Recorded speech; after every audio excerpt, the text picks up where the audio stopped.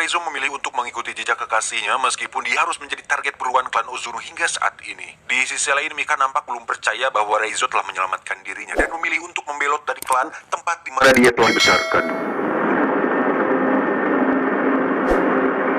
Namun selama Reizo jadi bagian dari klan tersebut, rupanya selama itu pula peperangan berkecamuk dalam jiwanya ketika harus melawan nuraninya, di mana dia didoktrin guru besar Ozunu untuk menjadi mesin pembunuh atau jadi seorang pencuri sadis.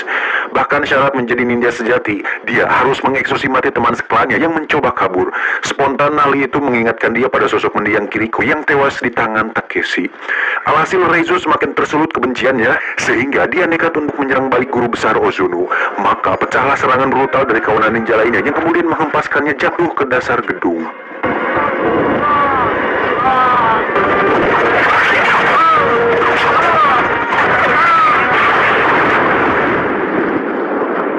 Semenjak insiden itulah kini misi Reizo adalah membalas dendam terhadap klan Ozunu. Exit here.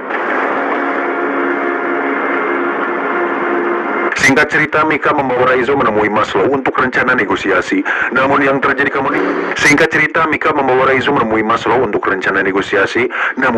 kemudian Reizo justru ditangkap pasukan khusus Europol dan memperjarakannya.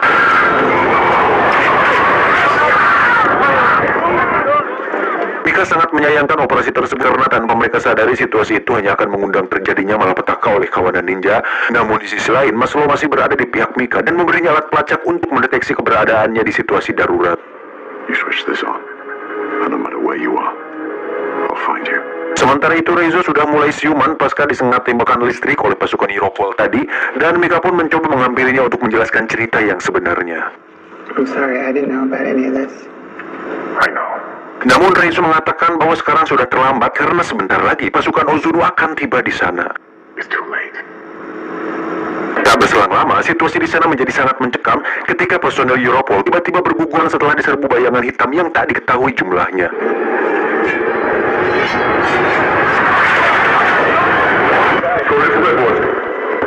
They're all reading the wrong one.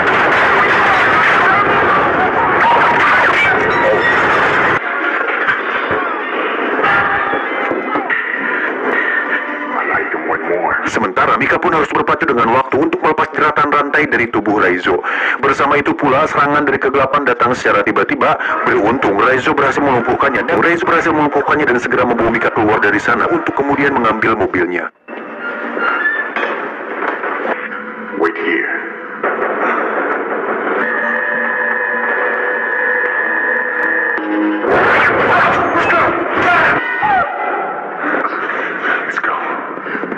Sedangkan Reizo sendiri harus berhadapan langsung dengan Takeshi dan puluhan ninja lain, di mana dia hanya menggunakan Kusarigama sebagai senjata andalannya. Dan sejauh itu dia masih dapat mengimbangi mereka.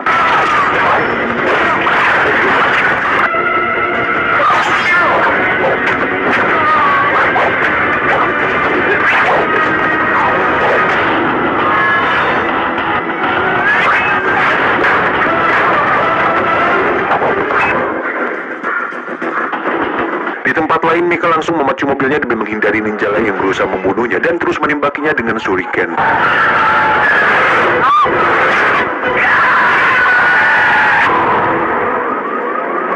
Sementara dengan sisa kekuatan yang ada, Reizo kelihatan masih terus membasmi satu persatu dari pasukan Takeshi dan kemudian mengajak lari mereka melompati gedung tinggi dengan gaya lompatan khas ninja.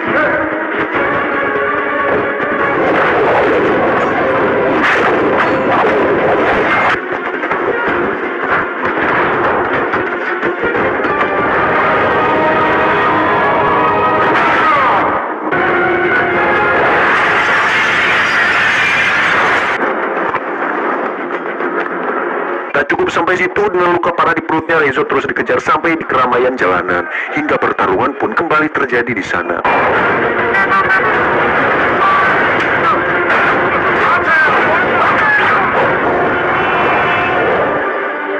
Tak lama kemudian, Takeshi datang dengan ambisi untuk segera membunuhnya, namun beruntung, Mika datang di saat tepat untuk menyelamatkannya.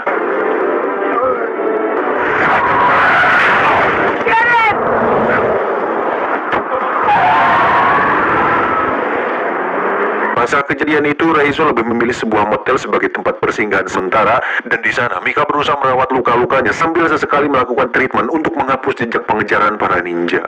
By myself, I can't do anything to help you. Mika sadar bahwa situasi semakin tak bersahabat sehingga perlu penjagaan ketat untuk Raizo. Maka dia pun memberitahu Hiropo tentang lokasi keberadaannya saat itu. Meskipun sebenarnya hal apapun takkan mengalami Takeshi dan pasukannya untuk membawa Raizo kembali ke klan Ozunu. Dan hal itu nyata terbukti di hadapan Mika sendiri. Dalam 5 menit pasukan Hiropo sudah tiba di lokasi motel tersebut.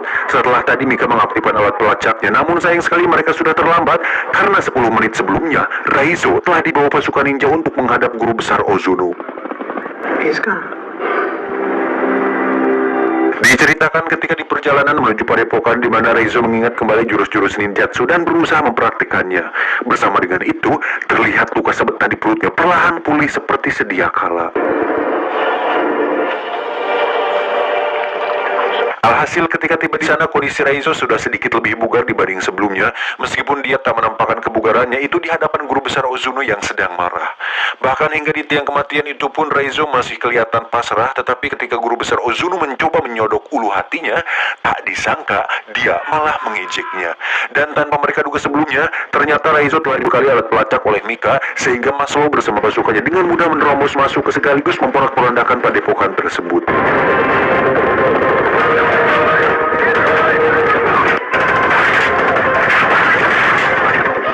Dengan sigap, Mika langsung memotong tali pengikat tubuh Raizo dan melepaskannya pergi menembus kobaran api akibat ledakan. Sementara bagi Raizo sendiri, inilah saatnya untuk menghempaskan segala kebenciannya terhadap Takeshi. Dan di ruangan inilah duel El Clasico kembali terulang lagi.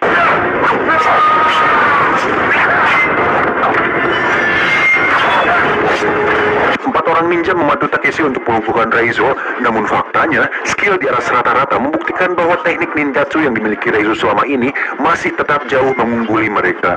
Di saat giliran Takeshi untuk masuk gelanggang, tensi pertarungan semakin membara, dan ini membuktikan bahwa rivalitas di antara kedua kesatria ninja berbeda ideologi ini masih belum berakhir. Hingga saatnya tiba, terpaksa Takeshi harus mengakui kehebatan ninja yang satu ini. Do you still think about it?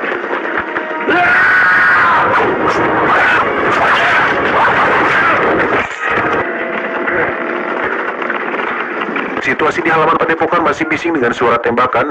Tentunya korban terbanyak adalah dari klan Ozunu sendiri. Sementara Raizo sudah memasuki kamar keramat tempat di mana guru besar Ozunu bersemedi. Thank you, Father, for forgiveness.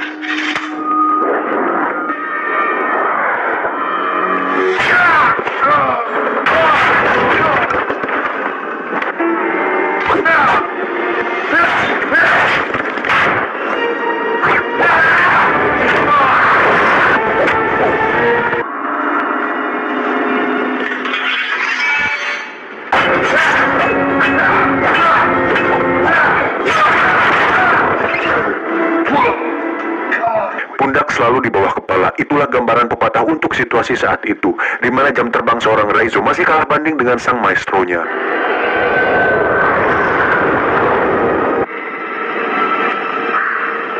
Hal itu terbukti ketika guru besar Ozunu dapat dengan mudah mengelabui pandangan mata Raizo.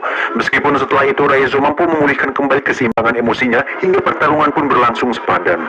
Di saat-saat kritis Mika datang menolong Raizo, namun jiwanya yang polos kembali memudahkan guru besar Ozunu untuk melumpuhkannya.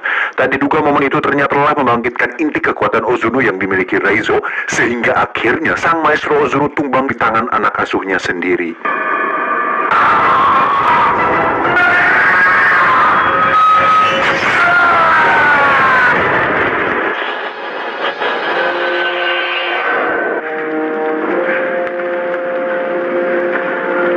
Pasca pertemuan itu, Raizo keluar dari puing-puing padepokan sambil mengendong jasad Mika.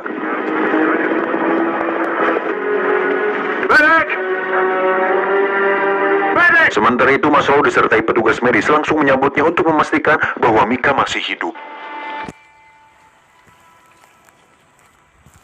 Diceritakan beberapa saat kemudian ketika Raizo tengah mengulas kembali kenangan indah di taman itu. Di mana saat itu Kiriko memperkenalkan dirinya dengan arti sebuah kebebasan. Dan di puncak perjuangannya itu, kini Raizo mulai menghirup udara kebebasan sebagai kado istimewa untuk Kiriko.